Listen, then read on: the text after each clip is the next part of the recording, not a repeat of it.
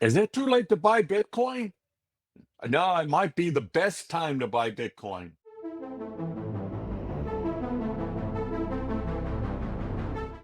Listen up. I'm Warren Whitlock. This is emerging technology. We look into all sorts of things that are coming and going to change our lives. If you're not expecting much change in your life for the next year, you need to learn. You need to listen to this. This is just one of a series of things where we talk about that what you need to know to be able to work and live in the world that's coming. That change is coming faster than ever, and we're going to help you keep up. So today's topic is it too late to buy Bitcoin? And let's talk about why that's such a big question right now. I think I get asked, is it too late to buy Bitcoin more than any other question right now? And the answer is it's not too late. I'm not going to give you any investment advice. Please don't buy anything because I told you to. And in fact, a lot of people listening to the show might be better off not buying any Bitcoin and getting on with your life. But I'm going to tell you why it's something that most of us should consider looking at, and then with your investment advisors and whatever else you can get on your own research, you decide how much to allocate to making an actual investment in anything. But Bitcoin, it's an interesting thing. If you could buy gold at 1/100th of the price that it is today, how much would you want to buy? Probably as much as you could possibly afford. And that's what Bitcoin maximalists are.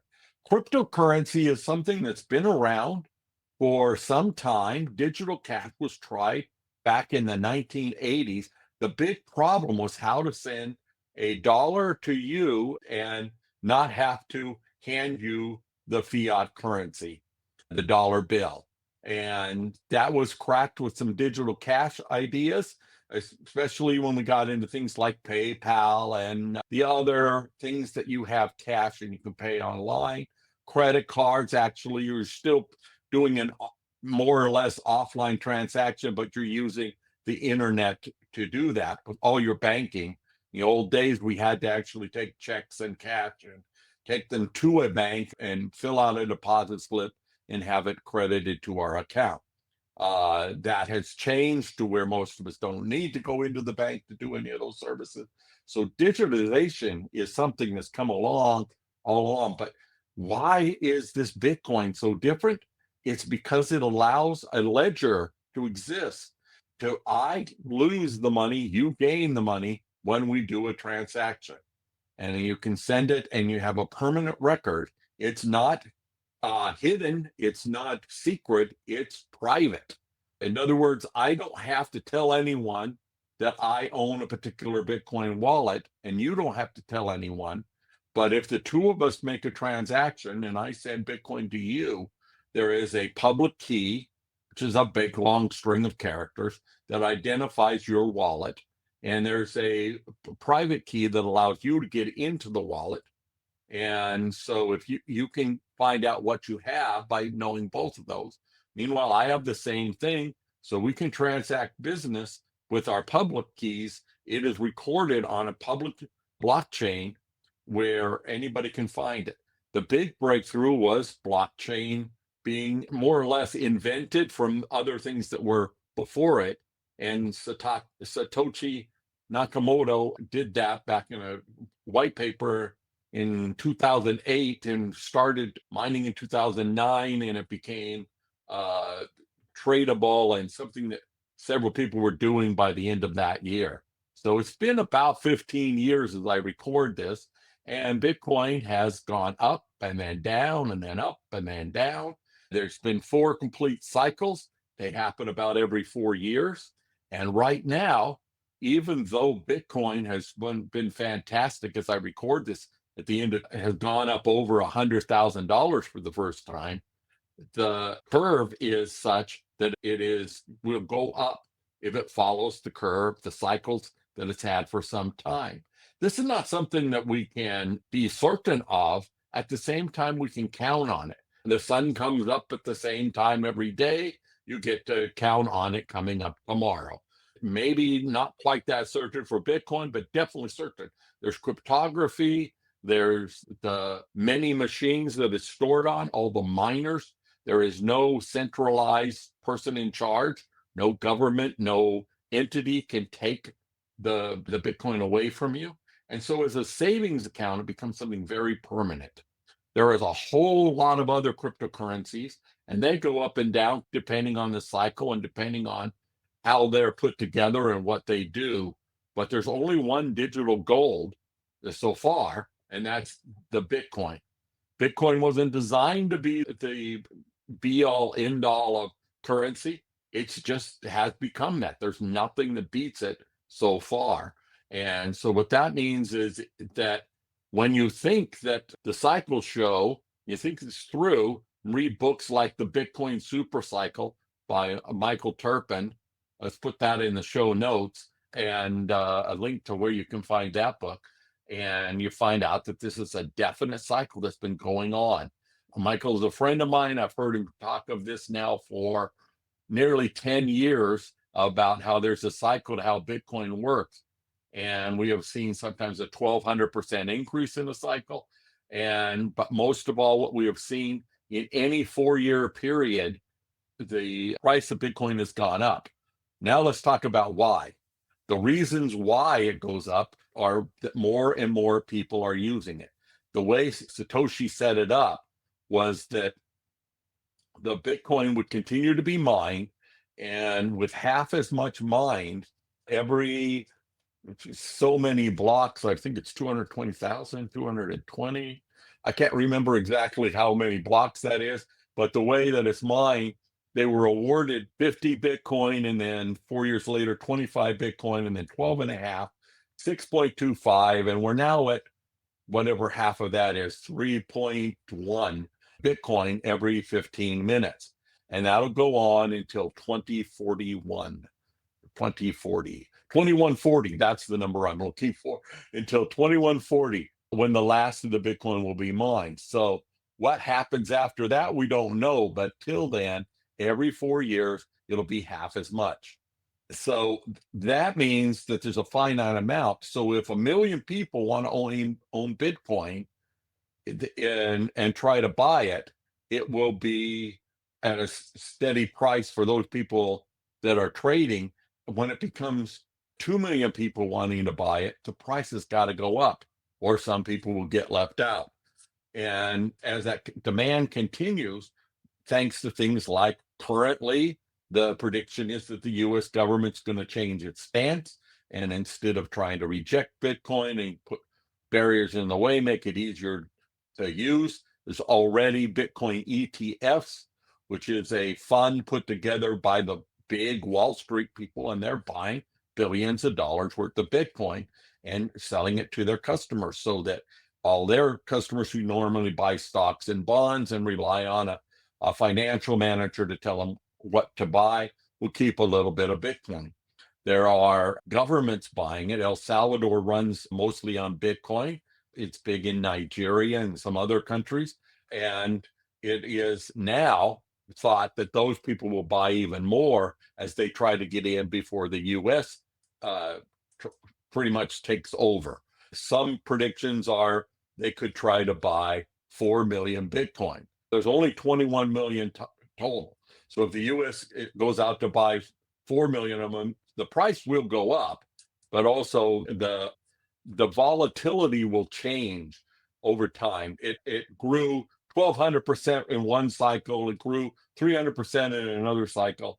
It grew only 2.5 times in the last cycle, but it's 250% return on investment. And the predictions are this time it'll be somewhat the same. We were talking about it maybe going down a little bit and only doubling this cycle. That's before you put in the things like changes in government laws and regulations and how more and more people use it. We're also coming up to a tipping point. One of the things that makes this a super cycle, that things are going to accelerate and change, is that there's going to be a lot more people deciding that they need to keep a little bit of it. So If that happens, and you can imagine there are, instead of 1 million, 10 million or 100 million people. And that, by the way, the numbers are already in the 100 millions. I'm only using 1 million as an example. If it goes from hundreds of millions to billions of people trying to buy a little bit of Bitcoin, the price will go up for each Bitcoin and then become a stable thing that does not change in the world of hard assets, because there won't be no extra Bitcoin printed, no inflation, because monetary inflation is when the government prints more money than they have gold or whatever backs it. They can't do that with Bitcoin. They can't. There can nobody can pass a law and says, if we're going to print more Bitcoin or we're going to make our own Bitcoin. They can make another cryptocurrency. They cannot make more Bitcoin. It's just baked into the code of how it's put together. And so the only remote thing to think about it could possibly happen is supercomputers, super intelligent AGI could decide to attack Bitcoin and break the encryption on it. However, there's a lot of very smart people working on what would happen to get there. And if it were to happen, it's a long ways off still. Even though the breakthroughs in faster, better computers, Moore's law, and then some, growing exponentially in what AI can do, there's, when you graph it out, it's going to be decades before that happens, even with the most optimistic growth in the speed of computer.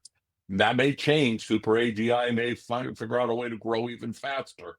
But of course, the other thing you worry about is whether or not asteroid hits the Earth and knocks out everything. Bigger things to worry about than whether your money that you put into Bitcoin is safe. Here's reasons not to buy Bitcoin. If you're not sure where rent's going to come from at the first of the month, Bitcoin might not be the thing to buy. Now, I was saying it might not even be something to look at unless you were there, but I recently heard of somebody who's quite rich from having invested in Bitcoin and gotten into other cryptocurrency early on. And she said there was a time when she was destitute, had nothing, and was in basically had health issues and was hardly able to work. And she would find $5 or $10 and invest in Bitcoin. Now there's something that it's always been there, but it's been too minuscule to worry about. It's called a Satoshi. Satoshi is the only other thing that's Bitcoin. It's just a different denomination. Instead of needing to pay $100,000 for a coin, you can buy 0.01, like 1 cent compared to $1, and you can get that, and that would be $1,000 instead of $100,000.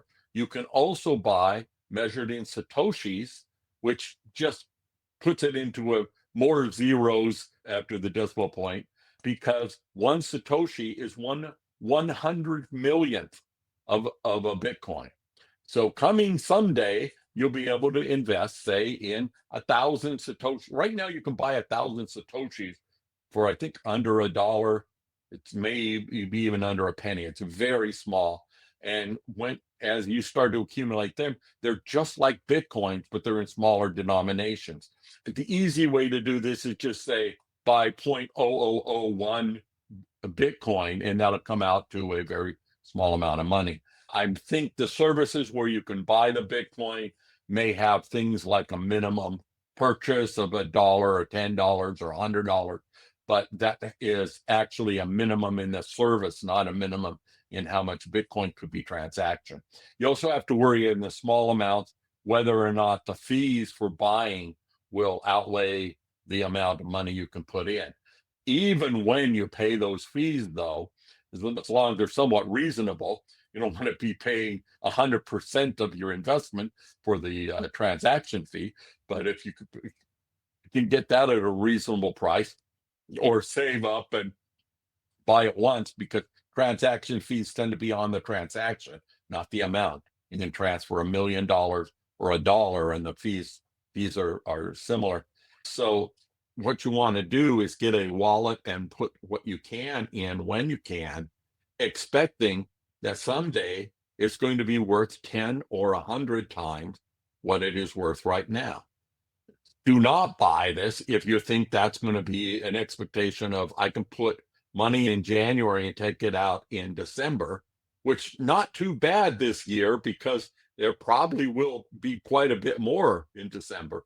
However, if what you're thinking is I need to get this out because I have expectation of a down payment on a house, or I'm buying a new car, or I just want to go on vacation and say I was a wizard to invest, those types of returns might not come exactly when we're saying, and or may disappear altogether. And you don't want to be counting on this as money you need to spend soon. When you're looking at where are you going to put your savings for retirement, for kids going to college, things like that, it it is looking to be a fairly safe place to put it. And you need a lot more advice than just some guy on YouTube telling you. So I'm gonna again emphasize that I am not your financial advisor. I'm not licensed to give financial advice, and the government would hate it if I was telling you to do it. But I'm telling you now, this is the kind of discussion I'd have with a family member or I have with myself. It's not something that I would tell anyone else to do because I do not want you to be depending on me. That's what this is not financial advice mean. That, from what I know, everything I'm telling you is true. It's just not, I'm not registered to give you that kind of advice, and I can't look at your particular situation. So should you be buying? Yeah, and once you decide the Bitcoin is going to be stable, it's going to be there 10, 20, 30, 50 years from now, that it's something that you can have long-term savings and growth in. At the very least, the projections I've seen show it can dip down to a mile only 25% a year. Compare that to 2% in a bank if you're lucky. And so it makes sense to allocate some of your resources into saving in Bitcoin. If you've listened this far and you're still not sure, maybe it's not for you, but I'm hoping that I've been able to show you how the math works out, that it's going to be a good year, a good decade for Bitcoin. There may be opportunities to trade as it goes up and down. I was just looking this morning. In the last 3 hours, it went up 3%. However, it went down 10% yesterday. You don't want something where you're just putting your savings until you need it next month. That's not what investing is all about. If you're a trader, then again, you shut this off long ago. So I'm not talking to the trader. Traders might be able to go in and out and make 10% in a day, but I wouldn't recommend that for anybody that hasn't bought. If you've never bought Bitcoin, here's what I'm telling you to do. First of all, check with your financial advisor. This is not financial advice. Second, open up a Bitcoin wallet. There's a couple of easy ones out there we talked about in other episodes, and you can ask in the comments if you want to know more. We'll do it again. We'll explain some easy ways to start that. Hook it up to a bank account, credit card, whatever. Not credit card to borrow to buy, but credit card to handle the transaction. Get it back to the bank and get some cash in there, some amount of money, whether it's $1 or $100 or $10,000, whatever you find appropriate, and buy some, and then just sit and watch it. If you're thinking that it was a stupid mistake after 3 weeks, maybe take a breath, think about it, but then read up on it. And as you do, maybe just let that ride. Whatever it is, consider that you have invested the X number of dollars and like you're never going to see it again. And then put it out there. It's not as risky as gambling, but it's something you're going to try. And you try that, you'll find out how easy it is to do that and how easy it is to look at the other things that are coming.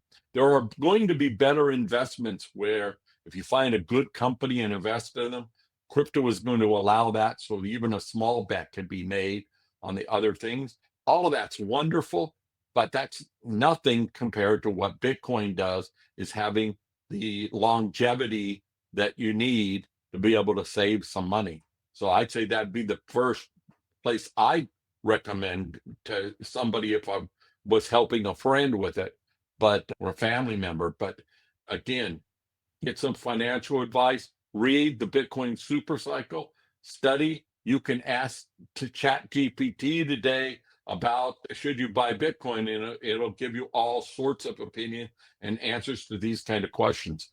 And just keep on doing that, and you'll prosper over time. Thanks for tuning in. This is Emerging Technologies.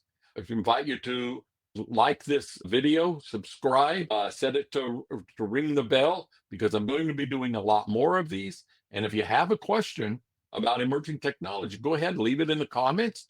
When I get it, I will make a video about it. I'm here to help you keep up with what's coming in emerging technology. I'm Warren Whitlock.